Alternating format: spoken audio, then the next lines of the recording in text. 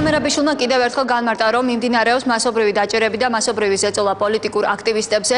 უახლოეს დღეებში ის გეგმავს, რომ მიმართოს კონკრეტული ფაქტების, დასაბუთებული ფაქტების უწყებათა შორის კომისიას და ასევე მიმართოს დიპლომატიურ კორპუსს. დღეს კიდევ ერთხელ განმარტა ვანო მერაბიშვილმა, რომ მას იმედი აქვს, რომ პოლიტიკური ზეწოლა არ მოხდება იმ აქტივისტებზე, რომლებიც არიან დაკავებული შუალედური არჩევნების საორგანიზაციო საკითხებით და მან ეს პირობა დღეს შეახსენა გენერალურ პროკურორს არჩილ ყვილაშვილს.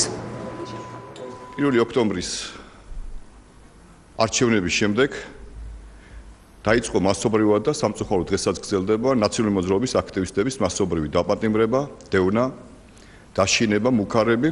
2000-ზე მეტი ჩვენი აქტივისტი იქნა დაკითხული და ეს დაკითხვები სამწუხაროდ დღესაც გრძელდება. მე მინდა შევახსენო ხელისუფლებას, რომ მას აქვს დადებული პირობა, რომ წინა საარჩევნო პერიოდში ნაციონალური მოძრაობის აქტივისტების წინააღმდეგ შეწყდებოდა სამართლებრივი დევნა. შეგახსენებთ, რომ 27 აპრილის საქართველოს 3 რაიონში, ნადავლებში, სამტრედიაში და ბაღდადში იმართება გამოტოვებული პარლამენტის წევრის გამოტოვებული მაჟორიტარ ოლქებში არჩევნები. ჩვენი პარტიის აქტივისტების დიდი უმრავლესობა აქტიურად არის ჩართული ამ წინასაარჩევნო კამპანიაში და მე იმედს გამოვთქვამ, რომ მთავარი პროკურორის მიერ დადებული პირობა შესრულდება. მე ამავე დროს მიმართავდა დამატებით მასალებს გადაუგზავნი უწყებათა შორის კომისიას და ვთხოვ მას, რომ ეს საკითხები იქნეს განხილული. მე პირადად გადავწყვიტე თითოეული იმ ჩვენი პარტიის აქტივისტისათვის, რომელსაც გაიარა ეს დაკითხვების პროცედურა, თითოეულ მათგანს გაუგზავნო პირადი წერილი, გამოუცხადო სოლიდარობა, ამოუდგე მხარში. ეს წერილები დღეს მივლენ ადრესატებთან.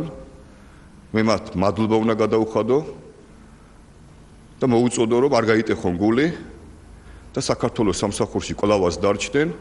ისინი არაფერში არ არიან დამნაშავეები და თუ ხელისუფლებას ვინმეს დაკითხვა სურს. თუ სურს ჭეშმარიტების გამოვლენა, ყველაფრის საქმის კურსში ვიყავი მე პირადად ვანო მერაბიშვილი და მე მზად ვარ ყველა ადამიანის მაგივრად, 2000 ადამიანის მაგივრად გავცე ყველა შეკითხვაზე პასუხი. 2000 სამადლობელი წერილი ვანო მერაბიშვილის ხელმოწერით დღეიდან გაეგზავნებათ კონკრეტულ ადრესატებს.